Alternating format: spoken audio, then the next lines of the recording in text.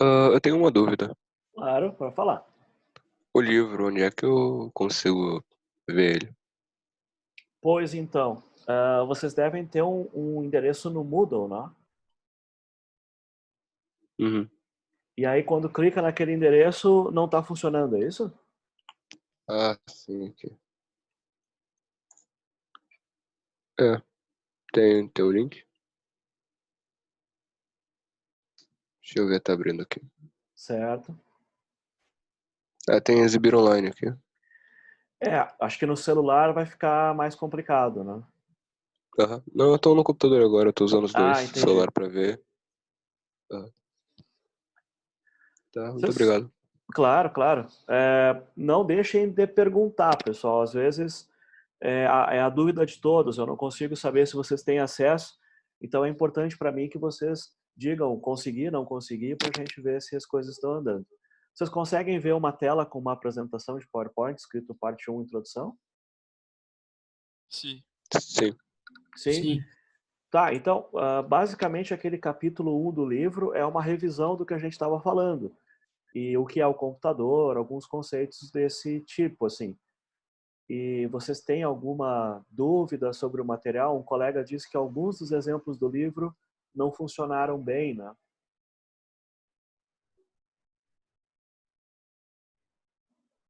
Ou não?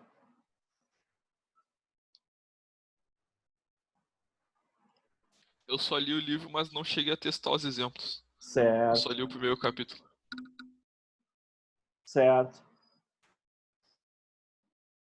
O livro aquele, o Java for Everyone, é uma versão mais recente, mas essa eu não encontrei na biblioteca. Então a gente está usando a versão que a gente tem disponível.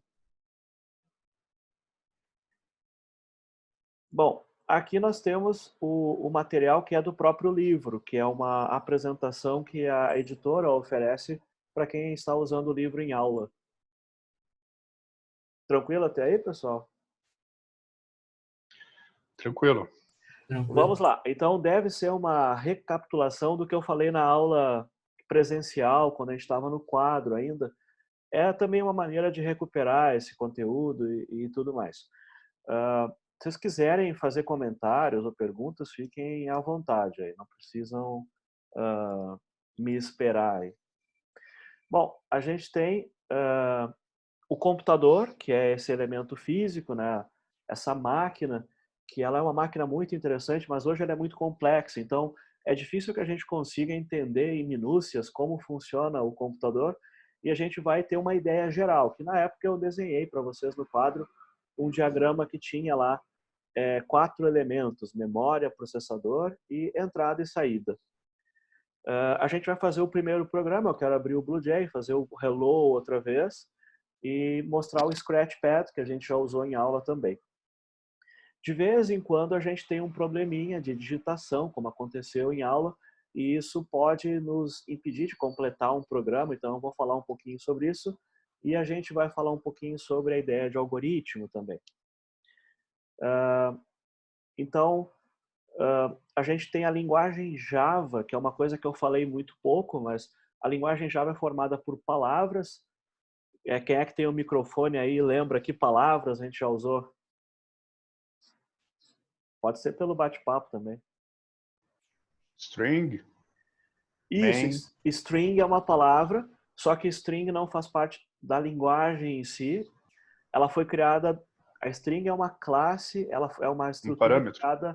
criada depois que a linguagem foi criada. As palavras do Java, a mais importante até agora foi class.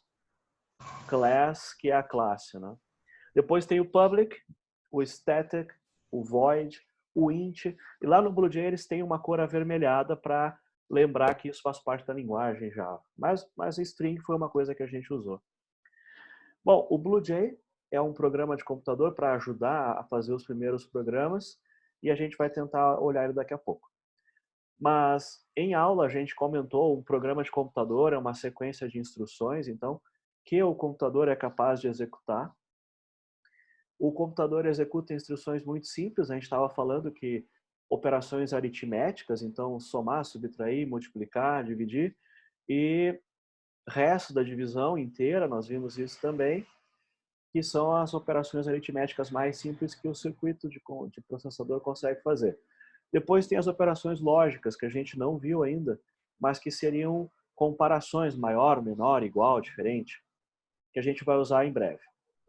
Bom, apesar da instrução ser muito simples, muito, né, decepcionante daquilo que a gente espera que são os computadores, né, elas são executadas em alta velocidade. Eu lembrei para vocês a questão da oscilação, a questão dos hertz. Então, o número de instruções que são executadas em um segundo é algo assim enorme. Para nossa compreensão, para o nosso acompanhamento, é muito difícil. Então, programar é escrever programas de computador. Como é que tá até aí, pessoal? Tudo ok. Tudo ok? Eu estou ouvindo o Henrique. Alguém mais tem... É isso? Tudo jóia aqui também. Certo. Então, Tudo ali... certo, tudo certo. Ótimo. Aqui do lado direito superior tem um dourado ali, que é uma representação do que seria esse circuito que a gente está chamando de processador. Ele tem várias representações, assim, depende do fabricante, mas ele é uma peça física. Acho que a parte mais chata é que ele não faz barulho, ele não se mexe, então abrir o computador para olhar o funcionamento não é possível, assim, não há nenhum movimento que denote assim a operação. As máquinas da década de 40 e 50 eram muito mecânicas, então a gente poderia ver alguma coisa. Logo abaixo tem um desenho que seria o disco rígido do computador, que parece um toca-discos, né? Só que ele funciona dentro de uma caixa fechada. A caixa foi aberta para mostrar os discos internos do computador. E esse disco rígido, em inglês é o hard disk, ele é uma peça de armazenamento que muitas máquinas têm, mas, por exemplo, os nossos celulares e as máquinas, os computadores mais modernos, eles usam um circuito e não um disco que gira. E aí esse circuito que faz as funções de armazenamento secundário, a gente chama de SSD. Que a gente comentou um pouco em aula, são as máquinas mais recentes, os nossos celulares. No lugar de ter um motor que gira o disco, a gente passa a ter um circuito similar ao circuito do processador. E outra peça importante é a RAM, que é a memória de acesso aleatório, a memória principal do computador. E aí em aula a gente comentou que a memória principal, a gente está medindo ela em unidades de giga, e a memória secundária já está perto de tera. A gente tem bastante espaço e bastante processador hoje. Bom, e nas nossas aulas, a entrada vai ser sempre pelo teclado. Quando o computador receber informações do nosso programa, o teclado. Claro que a gente tem o mouse, a gente tem o microfone, a gente tem a câmera, mas os nossos primeiros programas vão usar o teclado. E por uma questão de economia, a gente vai mostrar os resultados na saída na tela. Claro que a gente também tem as caixas de som, a gente tem o vídeo com tela gráfica, mas a gente vai mostrar na tela que é um terminal que simula a ideia da impressora, né? Então é um pouco estranho, porque os nossos programas em aula não parecem com os programas que a gente usa normalmente, mas eu teria comentado com vocês que o centro de um programa ainda é muito parecido com o programa que a gente está fazendo. Então seria uma questão de decidir uma interface melhor de usuário, mas o programa que a gente faz em aula é a base dos programas em qualquer formato. Perguntas até aí, pessoal? Comentários? Alguém quer completar alguma coisa que viu no livro?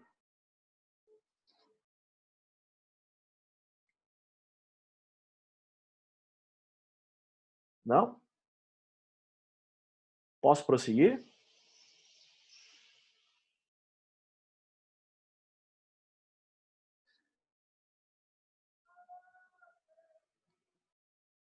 Pessoal, vocês conseguem me ouvir? Sim, estou ouvindo. Grato, Não tem grato. nenhuma consideração por enquanto. Certo. Eu tenho por aqui a questão de uma mensagem me dizendo que a minha conexão não está estável. Então, de vez em quando eu pedir o feedback, quem tiver o áudio ou tiver no bate-papo, me dá maior segurança que vocês estão aí, eu não estou falando sozinho aqui na sala. Bom, esse diagrama faz parte do diagrama que o livro mostra, né? Então, a gente estava falando aqui, a gente tem os dispositivos, que a gente já conversou em aula, mas a gente tem os dispositivos que ficam fora da caixa do computador. Então, o mouse ele recebe informação e o teclado também manda informação para dentro. A impressora ela recebe informação. Existe uma comunicação bidirecional, mas geralmente o teclado é para receber coisas. Aqui aparece do lado direito o monitor e caixas de som e aquela pergunta que apareceu na internet sobre o cartão de rede, né, a placa de rede, como é que ele funciona nesse esquema. E é um pouco difícil de comunicar, mas ele vai se comunicar com a parte externa do computador. Essas linhas verticais, eu comentei rapidamente em aula, são o que a gente chama de barramento. É uma barra onde todos os componentes vão estar ligados e a informação transita sobre ela.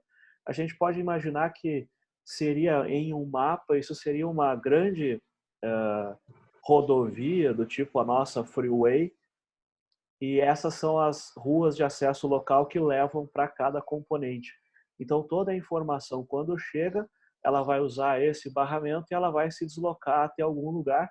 Normalmente a comunicação vai ser em direção à memória. E o processador, que é a unidade central de processamento, ele vai também buscar dados da memória. Então essa é a ideia assim esquemática de como é que a máquina vai funcionar e as principais partes dessa máquina. Mas a gente vai dar ênfase, ler teclado e escrever no monitor, dentro do monitor, simulando o que seria a saída em papel de uma impressora. Bom, isso é o material que o livro apresenta, vocês podem retornar ao livro, fazer a leitura. Às vezes o material coloca mais detalhes que por enquanto eu estou omitindo, mas se vocês tiverem dúvidas, vocês podem perguntar. Bom, essa aqui está bem carregada. Mas a gente tem uma dificuldade, assim, o que acontece quando eu peço para executar o programa, né? Quando a gente clica para executar um main, que é a rotina que a gente está executando para ver o programa em funcionamento. Então, na verdade, o programa, eu estou olhando ele na tela, mas ele fica no disco. E aí, quando eu mando executar, ele sai do disco, vai para a memória principal. Agora que ele está na memória principal, o processador, que é o componente lá da CPU, vai receber as instruções, vai pegar cada instrução e vai processar, vai executar o que a instrução solicita. Então, esse ciclo é o ciclo de executar um programa. Em inglês é run. Run seria como correr, como colocar em funcionamento. Então, a gente sempre fala executar, rodar um programa, são os termos em português. Bom, a gente vai encontrar, então, no programa tanto dados quanto instruções, e a gente escreve isso em tudo em Java. Bom, esse é um resumo assim do que a gente estava falando até agora, antes da gente começar a olhar o BlueJ e começar a olhar a linguagem Java. Então isso é um pedaço ali, o capítulo inicial do livro, que eu acho que é um excelente reforço, uma informação bem interessante. Perguntas aí, pessoal?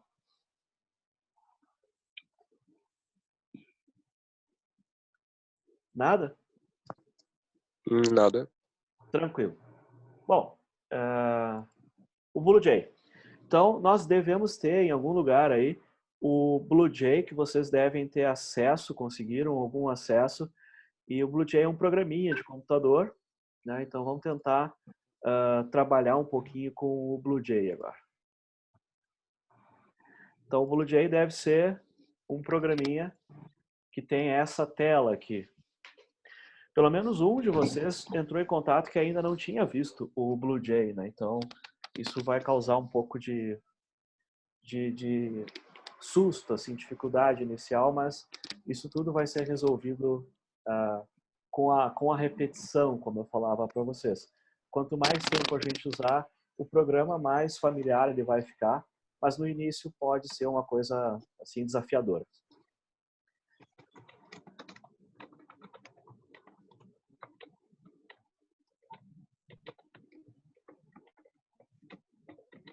Certo, tem alguém avisando que a disciplina de Introdução à Ciência da Computação tem um livro que coloca mais informações, o livro do Guttag, alguém está colocando. Geralmente vocês fazem as duas disciplinas, né, porque é o primeiro semestre, então elas foram criadas justamente para uma reforçar a outra.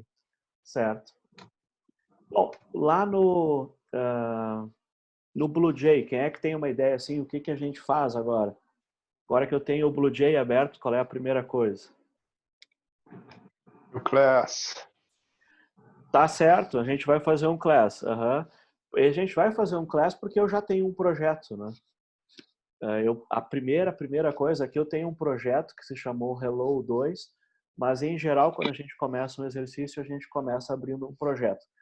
Um projeto é uma ideia que seria um conjunto de arquivos e corresponde a uma pasta no disco. Então, se eu criasse várias classes, elas ficariam no disco em uma certa pasta. Então, vamos olhar aqui como é que está essa criação de pastas aqui. Eu vou parar um pouquinho aqui o compartilhamento só para trocar para a visão de desktop. Já retorno.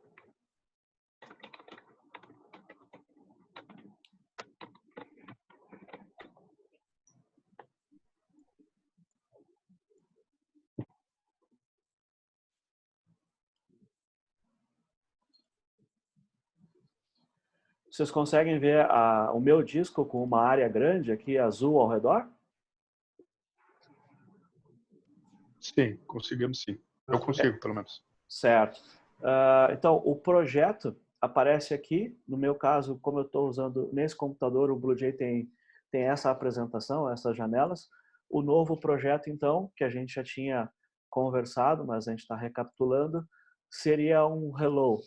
Tá? Então, aqui eu vou criar o nome de um projeto. Eu estou preferindo criar como minúsculas e eu vou colocar lá um PRJ para me relembrar que isso é um projeto. Então, vai aparecer aqui uma janela com essas informações. Então, esse é o BlueJ. E o colega tinha dito, vamos fazer um new class. E da última vez a gente criou uma classe Hello. Então, o que vem a ser uma classe? Uma classe é um pedaço de um programa. Um programa vai ter muitas classes. A gente pode pensar como se fosse um prédio e o prédio tem várias salas. Uma classe é uma sala nesse prédio muito grande. Então, a gente começa com a primeira classe e essa classe ela já aparece com um texto padrão. Toda vez que a gente criar uma classe, esse texto vai estar lá dentro. Até aí tudo bem? Estão lembrados até aí? Sim. Certo. Então, até aqui a gente não avançou muito sobre a matéria que já existia, mais uma forma de recapitular. Já era essa a intenção, porque é preciso reforçar, assim. Eu estou ansioso para continuar a matéria, mas é importante também que todos nós tenhamos o mesmo conhecimento sobre o que a gente viu até o momento. Essa área que está marcada aqui em barra asterisco, asterisco barra, é uma área que serve dentro desse texto como uma forma de comunicação entre duas pessoas. Então, eu vou escrever nesse texto e, a partir disso, um colega meu ou eu mesmo, mais tarde, vou voltar para cá e me situar sobre o assunto do programa. Então, a gente tinha falado assim, a primeira coisa, de repente, vale a pena colocar a sua identificação, relembrar um pouco na memória quando a gente fez isso, porque os programas vão ficar no disco aí durante bastante tempo. E esse programa aqui seria primeiro exemplo de saída de dados, que é o hello. Bom, para fazer esse exemplo, eu vou precisar de uma classe, porque em Java tudo tem que ficar dentro de alguma classe. E essa classe tem que ser pública. Se vocês se recordarem que o programa vai entrar em execução, quando essa execução inicia, ela tem que iniciar por uma classe que é pública. O contrário de público seria privado. E isso seria um mecanismo interno que a gente não quer revelar. A gente chama uma forma de conter complexidade. Se a gente olhar uma estrutura, ela tem a parte que todo mundo percebe e tem a parte interna. Por exemplo, quando eu ligo o automóvel, eu giro a chave, aquela chave é a parte pública do mecanismo. Só que lá dentro do carro tem uma série de peças que eu não preciso perceber. Então, a gente marca como público aquilo que vai ser percebido por quem utiliza a classe como parte de um programa maior. E a gente marca como privado alguma coisa que seria um mecanismo interno que só interessa para quem trabalha dentro da classe. Por isso aqui tem público e tem privado no exemplo. Mas aquele dia, o que a gente acabou fazendo foi um programa, que é um programa clássico. A gente vai usar público, o estético, o void. Esse seria o nome de um bloco de código. E esse bloco de código se chama main. E agora ele pode ter parâmetros e a convenção da programação em Java, esse programa tem que se chamar main. E finalmente a gente vai colocar o comando print. Então eu vou chamar lá o print e eu quero escrever hello. Mas aí acontece que esse print é um verbo, esse print é um comando e ele tem que ficar em algum lugar. E o lugar que ele fica é na classe system dentro da variável out. Então eu tenho um main dentro da hello e eu tenho um print dentro da out e a out está dentro da system. Que era aquela ideia que eu passei em aula que tem uma caixa dentro de uma caixa dentro de uma caixa. Que no início é bastante complicado, assim. Até aí foi, pessoal? Tudo bem até aqui? Tudo bem, tudo certo. Esse programa agora, ele vai passar por um processo que a gente chama de compilação. E esse botão compile. Quem está usando o BlueJ em português, o botão é compilar. Um compilador, na antiguidade, é uma pessoa que, como não havia impressora, não havia imprensa, a pessoa copiava um livro manualmente. E esse é o cara que copia as coisas. E ele pode copiar vários livros e juntar a informação, a gente chama isso de compilar. Compilar, então, a partir de um documento, criar um outro documento. Então, quando eu apertar o compile, o compilar, o que vai acontecer, de fato, esse texto que eu estou enxergando vai ser transformado em um outro arquivo, e esse outro arquivo que eu não estou enxergando agora, ele foi colocado no disco do computador, e esse arquivo é o arquivo que eu sou capaz de executar no computador. Então, esse texto é o texto que eu faço o programa, mas tem um outro texto que é o resultado da compilação. A gente tinha dito que se houver um erro de digitação e eu tentar apertar o compile, a resposta vai ser uma identificação visual de que, olha, nesse ponto aqui, alguma coisa estranha aconteceu. Então, quando eu apertar o compile, ele vai me levar para o ponto onde houve um erro na compilação. Ele diz assim, ó, cara, eu não esperava essa palavra aqui. E o erro, nesse caso, era uma letra maiúscula, que faz diferença. Então, compile, agora foi. Então, esse botão é o mesmo que aparece aqui. Claro, em português vai aparecer compilar, que é um verbo, e eu posso apertar o compile aqui também. Bom, então esse foi o processo de compilação. A gente está tentando evitar falar de muitos detalhes, mas na prática um programa foi criado, um programa que a máquina é capaz de executar, a partir do programa que eu escrevi. Até aí tranquilo, pessoal? Tranquilo. Bom, aqui a gente tem, com o mouse, o botão da direita, a gente tem aqui o void main.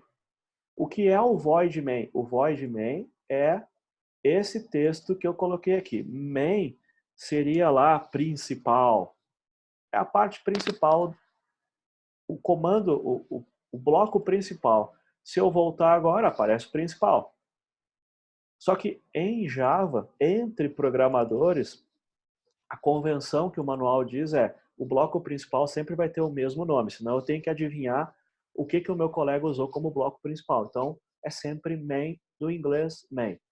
Isso vai ter uma série de facilidades, porque em outras situações, automaticamente eu sei qual é a classe que inicia o programa, é a classe que tem um bloco de código que ganhou um nome, e esse bloco de código tem que ser público, assim como a classe tem que ser pública, para que ele possa entrar em execução, e ele tem que ser estático, porque esse main pertence à classe. Então eu tinha feito esse exemplo em aula, ó. Se eu clicar na classe, o main está aqui, porque eu disse que o main é estático, e quando eu digo que é estático, pertence à classe. Se eu esquecer de colocar o estático, vai haver uma pequena confusão. Olha, ele compilou, só que ele não fez o que eu queria. Se eu clicar agora aqui, aonde foi parar o main? É porque eu não coloquei o main na classe, eu coloquei em outro lugar. Então, só vai funcionar se o static estiver presente, porque, por enquanto, todos os nossos blocos de código são static. Agora sim, ele está disponível. Então, as palavras da linguagem Java até agora. Class é uma palavra muito importante, porque eu vou criar uma estrutura onde eu posso colocar código dentro. Os blocos de código aparecem como chave. Então, uma classe, na verdade, é um bloco de código. Daqui até aqui, isso é a classe. Eu tenho um primeiro programa que se chama main, e ele funciona daqui até aqui. Esse é o programa. Eu tenho aqui o main, que é o nome do programa, e só que eu estou dizendo, existe um main. Eu estou criando o main agora, eu sou o criador do main. Só que tem alguém que já criou antes de mim o print, e eu estou usando o print. Mas existe muita coisa em comum entre o que eu escrevi nessa linha com o que eu sou obrigado a escrever nessa linha, porque em algum lugar alguém criou uma classe system, e dentro da classe system colocou um out, e dentro do out finalmente colocou o println. Então esse outro programador que deixou essa classe pronta, ele fez um trabalho similar ao trabalho que eu estou fazendo agora. Mas basicamente o que esse programa faz é mostrar na tela um texto. E esse texto é hello. Então, a gente tinha feito isso já na outra aula, a gente passou um tempinho olhando como o BlueJay funciona. Eu acho que agora, com essa revisão, eu acho que deve incentivar vocês a criar seus próprios programas. Até aí foi, pessoal? Foi. Certo. Bom, o que mais que a gente tinha conversado? A gente tinha feito o nosso primeiro programa que tinha variáveis. Então, eu falei que existe o dispositivo físico memória, e quando eu uso a memória, eu uso a variável. Então, imagina que eu queira somar dois números, 10 somar com o número 20. Eu poderia simplesmente criar uma expressão, e essa expressão seria 10 mais 20. Então, eu coloquei o espaço em branco só para facilitar a leitura, mas não é necessário. Mas o que aparece aqui é 10 mais 20 são dois números inteiros e eles vão ser combinados pela operação mais. Então, 10 mais 20 vai acontecer o seguinte, em algum lugar da memória do computador tem o número 10, em outro lugar tem o número 20, e agora com essa instrução eu disse que eu preciso levar os dois até o processador e executar a operação aritmética de soma. Ao realizar essa operação, o que vai acontecer é 10 mais 20 vai ser calculado pelo circuito eletrônico, 10 mais 20 vai se transformar no resultado 30. Então, se eu executar esse programa, eu espero que apareça na tela 30. Vou apertar compilar, vou fechar, vou tentar executar o programa de novo e aparece 30. Esse hello é a execução anterior do outro programa. Então, cuidado para não complicar, não confundir. Mas apareceu 30. Faz sentido para vocês até agora, pessoal? Sim, perfeito. Certo. certo? 10 mais 20. Se eu escrevesse diretamente 30, eu fiz a operação no lugar do processador. Agora, se eu executar, vai aparecer 30. 30, o mesmo resultado. Qual foi a vantagem, a desvantagem? É que é importante que quando a gente veja um programa, a gente consiga entender o que ele faz em operações muito simples. Então, quando o computador executa essa operação, a primeira coisa que ele vai colocar em operação é 10 mais 20. E o computador vai calcular o resultado, que vai ser 30. E agora que ele calculou o resultado 30, ele vai pegar o resultado da soma que eu solicitei e informar esse resultado para o programa println, que vai mostrar ele na tela. Então, se eu colocasse aqui 2 vezes 8, o que vai acontecer durante a execução é, primeiro, essa expressão vai ser calculada, o resultado vai ser obtido. Agora, esse resultado vai ser informado para o programa print. Então, de novo, 2 vezes 8 e eu posso executar. E é o resultado esperado, 16.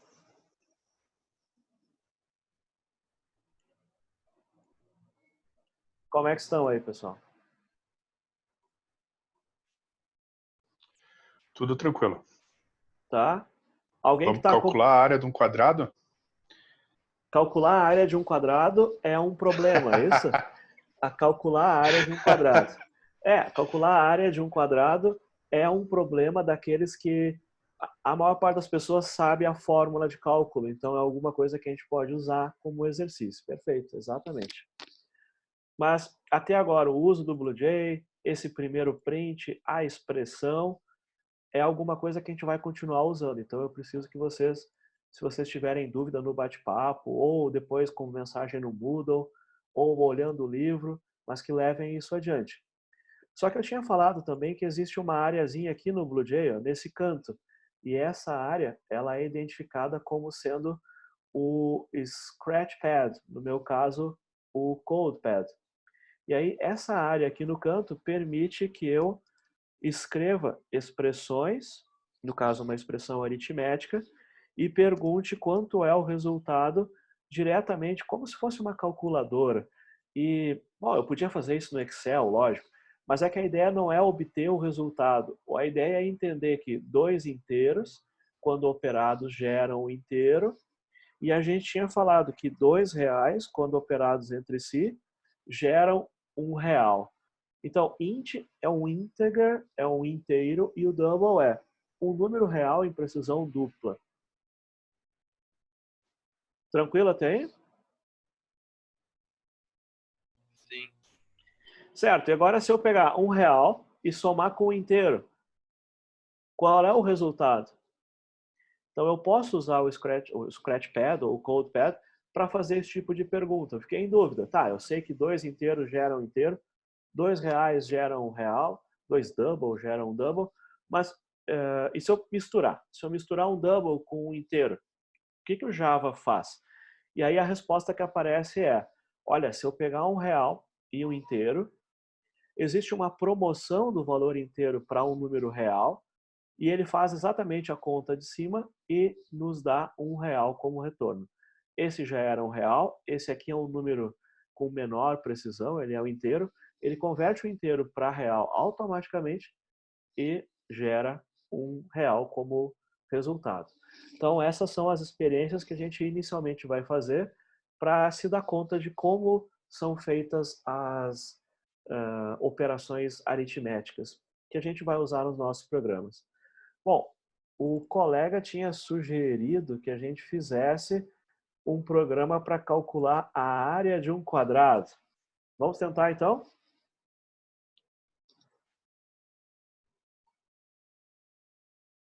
Pode ser? Bora? Bora. Opa! Vamos lá.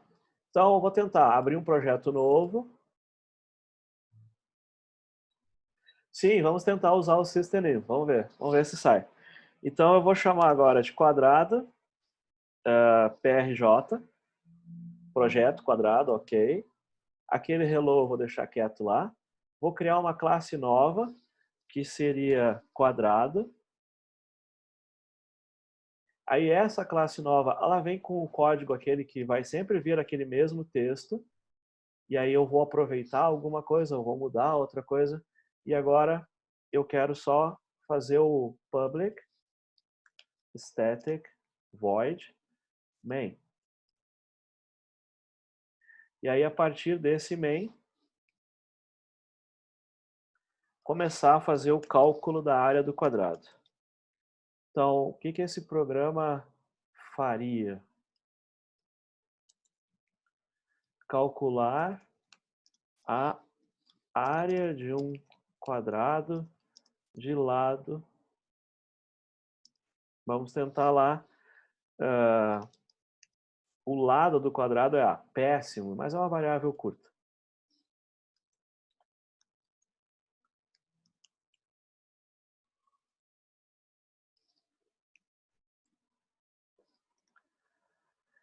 Então, o que a gente sabe fazer até agora? System.out.println. E aí, o texto que eu vou colocar é uma lembrança do que eu quero fazer. Bom, é interessante inicialmente fazer um programa muito pequeno, testar e depois continuar, que é o que eu estou fazendo agora.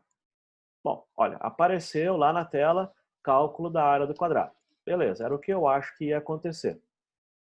E em algum momento eu vou precisar fazer um outro print que é para mostrar qual foi o cálculo. Então, vamos chegar até lá. O lado do quadrado é uma variável que eu disse que vale 10. Em Java, inicialmente é importante que a gente diga qual é o tipo da variável. E a variável aqui é int. Nessa linha tem dois comandos. Cria a variável A e coloca 10 dentro da variável. Então eu poderia separar em dois comandos, em duas linhas. No início talvez seja mais interessante separar em comandos pequenos. Então eu escrevi no programa agora, crie uma variável e o tipo dela é int, ou seja, ela vai guardar números inteiros. O nome da variável é A. E na linha de baixo eu disse, olha, coloca o valor 10 dentro da variável A. Então, a variável A seria como uma caixa de um certo tamanho que cabe um valor inteiro e no momento ela guarda o valor 10. Então é interessante tentar imaginar, visualizar essa representação. Até aí foi, pessoal? Joia. Certo, agora nós temos lá da matemática, né, um comentário que é assim, área do quadrado é lado vezes lado ou lado ao quadrado. É isso? Não me deixem mentir na matemática aqui. É isso aí, lado vezes lado igual a área. Certo. Exato, então, né? Vamos tentar. Então, me aparece um outro valor, uma outra grandeza, eu vou criar uma variável chamada área. E essa variável área seria, então, o resultado de uma fórmula que vai nos dizer que A vezes A é A ao quadrado. Então, A vezes A é a área. A área desse quadrado seria quanto? Desse no programa agora. Sim. 100. Tá bom. Então, se eu executar o programa e fizer um print da área, eu espero que apareça o valor 100. Então, é importante que a gente fique imaginando, é muito importante que eu saiba uma entrada e uma saída que formem um par correto, porque aí, quando o programa executar, eu vou ver se ele atende a minha expectativa ou não.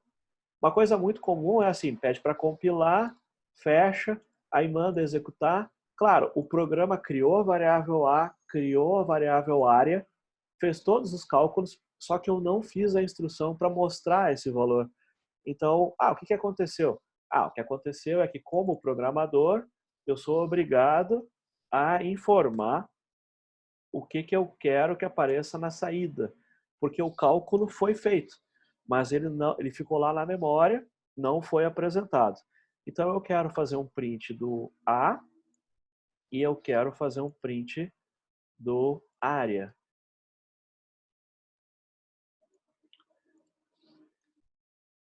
O pessoal está perguntando também, né, por que eu não usei uma variável lado ou uma variável L?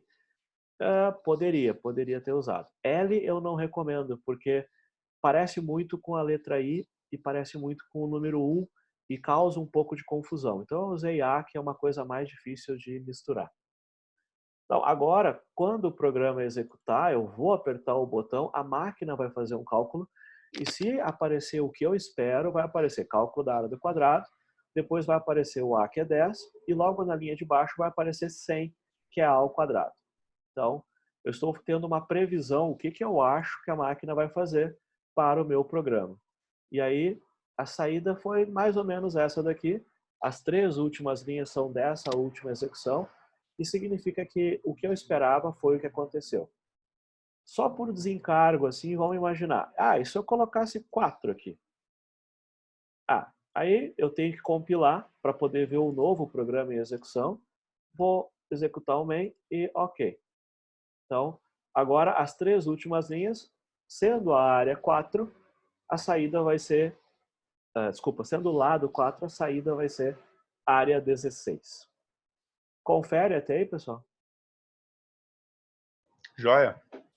Então, até agora o que a gente tem? A gente tem um programa que tem só saída, mas não tem entrada. E o pessoal está ansioso para botar o System In. Então, aqui a gente tem o System Out. Mas eu já tinha falado, a entrada vai ser o System In. E o System In é uma variável que existe, só que o programa seria muito mais interessante que, no lugar da pessoa sempre calcular com o programa, com o número que o programa armazena, que a pessoa pudesse parar e digitar alguma coisa. E é isso que a gente vai tentar fazer agora. Quem é que me ajuda aí? O que eu faria para usar o System In?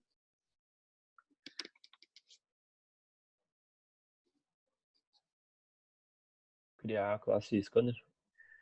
Isso. A classe... Boa, muito bem. A classe Scanner ela já existe, né?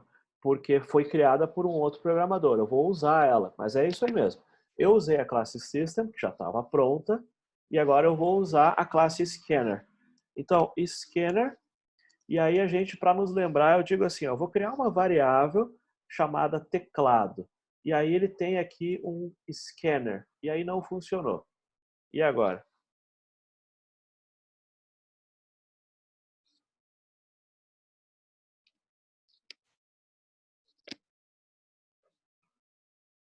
Acende uma vela? Pois é. Agora a gente vai esperar uma atualização. Bom, o que fazer? O que fazer? A gente tem um problema que é programar, é aplicar conhecimento, só que às vezes o conhecimento acaba para realizar uma tarefa. E Java é uma linguagem muito popular, então vocês têm o Google como uma forma de fazer perguntas, né? E o Google tem muita coisa. E tem alguém ali me avisando, né? O Thiago, que tá faltando um import. Então, nessa hora, munido dessa mensagem de erro, eu vou ter que pensar, cara, ele não consegue achar o símbolo scanner. A classe scanner, ela deveria estar aqui, mas não apareceu. E tem alguém me dizendo o seguinte, olha, está faltando um comando que vai fazer com que a classe scanner se torne visível. Vamos ver. A classe system, se eu quiser brincar com ela, ela fica num pacote chamado java-lang. A classe scanner, não, complica. Então, o colega está dizendo o seguinte, está faltando escrever import java.util. Por exemplo, esse comando import vai permitir que eu faça uso de uma classe que foi criada dentro do útil. E eu estou trabalhando com o system que está dentro do lang. Então, o nome completo do system é java.lang.system. E o nome completo da classe scanner é java.util.scanner. Então, se eu tirar esse comando daqui, agora como eu usei o nome completo das classes, ele não reclamou, ele achou. Ele localizou a classe scanner e ele localizou a classe system. Mas é muito tedioso escrever sempre o nome completo das classes, porque os nomes completos podem ser muito extensos. Então, existe uma convenção. Toda vez que a classe for definida na própria linguagem Java, eu não sou obrigado a colocar o prefixo. E isso vai funcionar. Se a classe está em outro lugar e eu não quero repetir o prefixo, eu posso dar um aviso dizendo, olha, se você procurar uma classe e essa classe não estiver visível, procura ver se ela está nesse pacote aqui, ó. Então, o pacote é um grupo de classes. E eu sei que a classe scanner, o nome dela é java.util.scanner. Se eu colocar um import no início, vai significar que, não encontrando a classe scanner aqui no meu código, procura também nesse pacote que está aqui em cima. O pessoal reclama muito disso, porque eu estou começando a programar, eu tenho que saber o que é pacote, o que é classe, mas eu prometi já que isso vai estabilizar. Semana que vem a gente para de tomar sustos, surpresas. Confere, Márcio. O Márcio está me dando um aviso ali que falta mais uma coisa. Mas eu quero chamar a atenção ao seguinte. Aqui é o teclado, é uma variável. Aqui é a letra A, uma variável. E aqui a área é outra variável. Teclado é o nome de uma variável. E agora falta a última mágica. Teclado recebe um valor. E aí esse valor que o teclado recebe seria um scanner ligado com o system. É onde vai aparecer agora.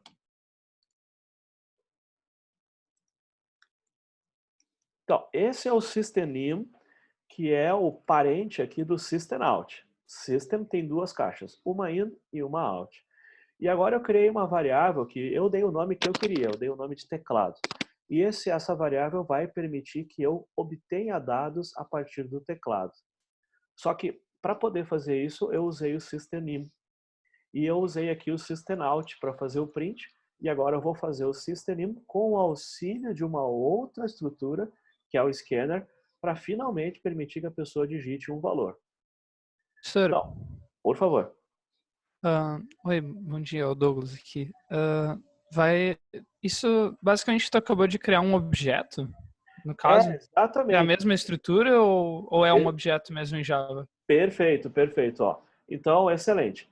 A palavra import, a palavra class e a palavra void, elas estão em vermelho. E nota que o scanner está em vermelho também, como static, como public.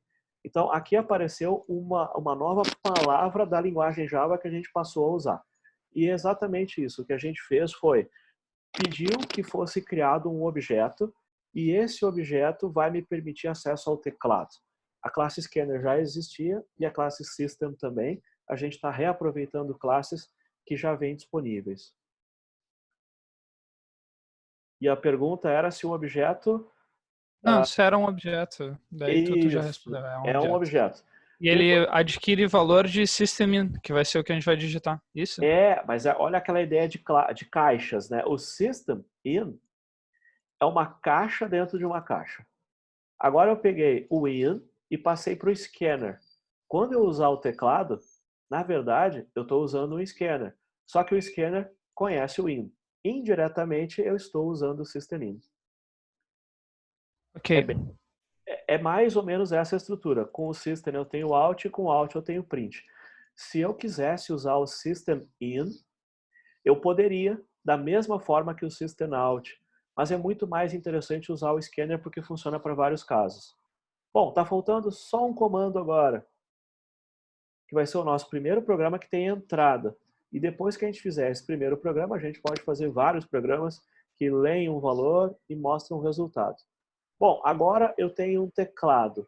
Como é que eu faço, então, para ler o valor que a pessoa vai digitar. Eu vou esperar uma digitação, a pessoa vai apertar Enter e aí vai aparecer um valor na tela. Falta só mais uma linha e aí a coisa vai andar. Eu acho. Quem é que sabe? O Márcio e o Thiago já estão mais adiantados. O que falta ali?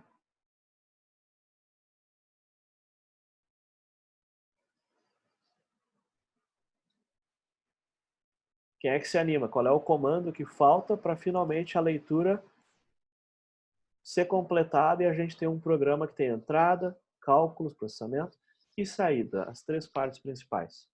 Então falta mexer aqui, né? No lugar do 4, o que tem que aparecer? Scanner? Ou tu tem que colocar, tem que atribuir alguma entrada para a variável, né? Senão nunca vai entrar o valor. Certo. Então, o que eu tenho que fazer agora? Eu tenho que executar um programinha que é o programa que sabe como pegar dados do teclado. Então, eu tenho que chamar um programa agora. Esse programinha, ele vai ler e vai retornar para mim o próximo valor que a pessoa digitar.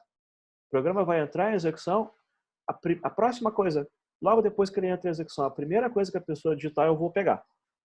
Então, esse programinha, ele vai ser posicionado em algum lugar dessa bagunça toda. E o lugar onde ele vai ser posicionado é na variável teclado. Vamos tentar lá. Essa parte inicial vai se repetir em muitos programas. Então, a gente tem duas dimensões aqui. Eu tenho que calcular o quadrado do lado. E a outra parte, assim, como é que eu leio dados, como é que eu mostro dados. Então, a minha intenção foi criar uma variável teclado. Se eu usar a variável teclado, indiretamente, eu estou usando a variável in de system. Tá, mas eu criei o teclado porque o teclado me permite fazer uma coisa mais legal. Dentro do teclado tem um programinha. E esse programinha, ele diz assim, ó, next. Quando a gente está sendo atendido numa fila e o balconista está ali, em inglês, quando ele quer que passe o próximo, ele só vai dizer next. Next é o próximo. Então, a pessoa está digitando e as coisas estão sendo enviadas para o computador. Eu digo assim, olha, me dá a próxima digitação, next. Só que eu quero a próxima digitação, eu quero que ela venha como sendo um valor do tipo inteiro e não como texto. Então, a gente tem lá essa possibilidade de usar um next int. O que é o next int? Bom, vamos ver se ele existe. Apertei o compilar, ele disse que existe. Aqui eu coloquei um inteiro. E aqui eu usei o next int. Mas o que eu estou fazendo? O println é um programinha que sabe mostrar dados na tela. E a gente já viu ele funcionando. Agora, eu tenho que usar um outro programinha. E esse programinha é o next. E o next ele vai permitir que eu digite alguma coisa e aperte Enter. Isso que eu digitei vai ser processado pelo next int. E o next int vai retornar um valor inteiro. Digamos que eu digitasse 4 no teclado. Seria a mesma coisa de escrever 4 aqui, por causa daquela ideia de substituição. Se a pessoa digitar 4 e apertar Enter, o nextInt vai retornar 4. E o programa prossegue como se eu tivesse 4 dentro da variável A. Agora, se veio pelo teclado ou pelo programa, não faz diferença. Daqui para frente não faz diferença. Então, essa é a parte de entrada de dados que eu tenho que fazer com o system-in. Só que o system-in, ele sempre vai ler texto. E eu quero inteiro. Então eu pedi um auxiliar. Eu vou usar a classe scanner para que ela busque dados do system-in. Só que quando ela busca caracteres que a pessoa digitou, ela já agrupa os caracteres e já retorna o inteiro com o valor que a pessoa digitou. Isso vai nos dar uma maior facilidade de ler inteiros, ler reais, ler string. Mas no início, a gente tem que criar muita coisa para simplesmente fazer a leitura de um valor. Até aqui foi, pessoal? Essa é a parte nova, como ler um inteiro. E aí, quem estava ansioso, eu quero fazer um programa que eu posso digitar, agora acontece. Então, o que eu gostaria? Que daqui para frente vocês quando tiverem um tempo livre, vocês façam um programinha que lê 2 números, retorna a soma, que lê um número, retorna o quadrado dele, ou o cubo, ou a raiz quadrada. Então, a estrutura é muito parecida. O que muda mesmo é a fórmula que o programa usa e o número de variáveis que o programa tem. No resto, os programas que a gente vai fazer daqui para frente são muito parecidos. Deixa eu tentar fazer uma compilação e fazer o que a gente chama de teste, né? De novo, eu quero ver se o programa funciona. Eu vou tentar aqui apagar essa telinha, vai ficar em branco, e eu vou tentar executar o main. Vou apertar o OK. E agora acontece aqui um sinal, que é essa barra, não sei se dá para ver, uma barra azul, conseguem ver? Sim, conseguimos sim. Conseguimos. Mexendo.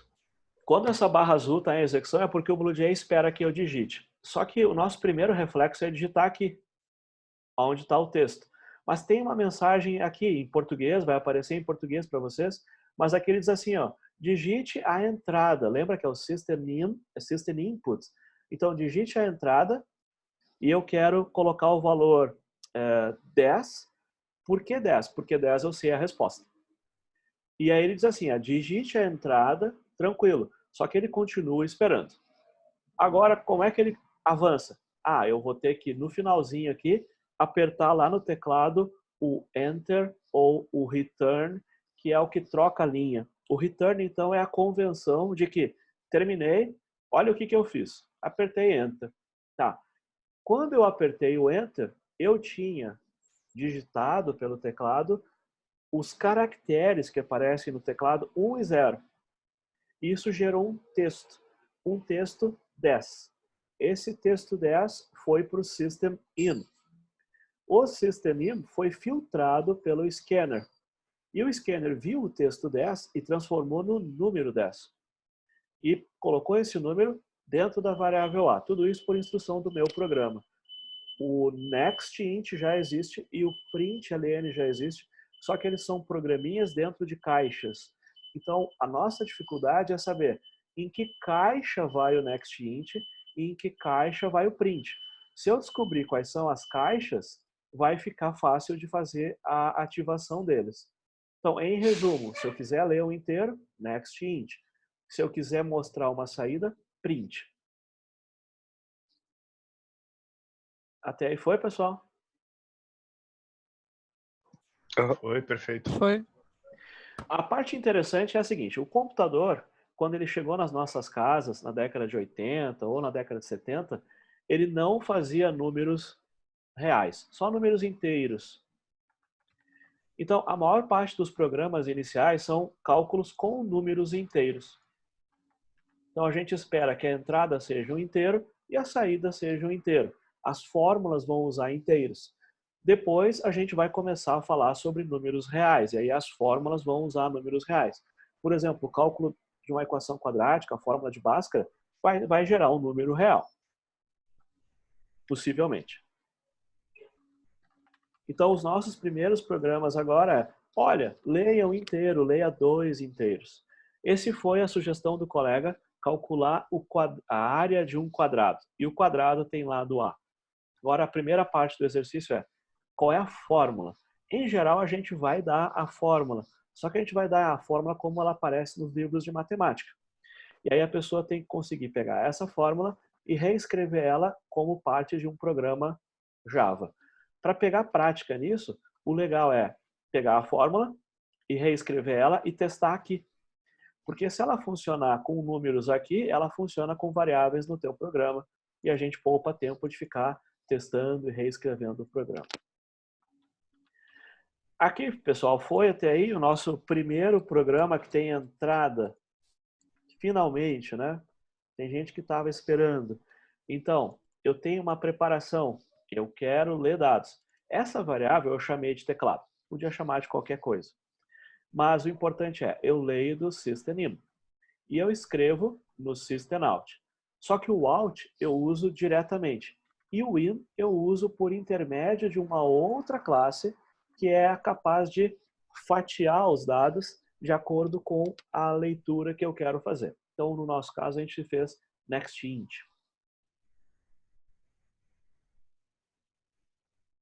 Até aí, tranquilo? Sim, eu tinha mais uma dúvida. Ali quando tu digitou, tu fez ali tu fez o scanner e daí Certo. fez o in. O return, ele é automático? Vamos ver. O return, tá falando? O comando return? Não.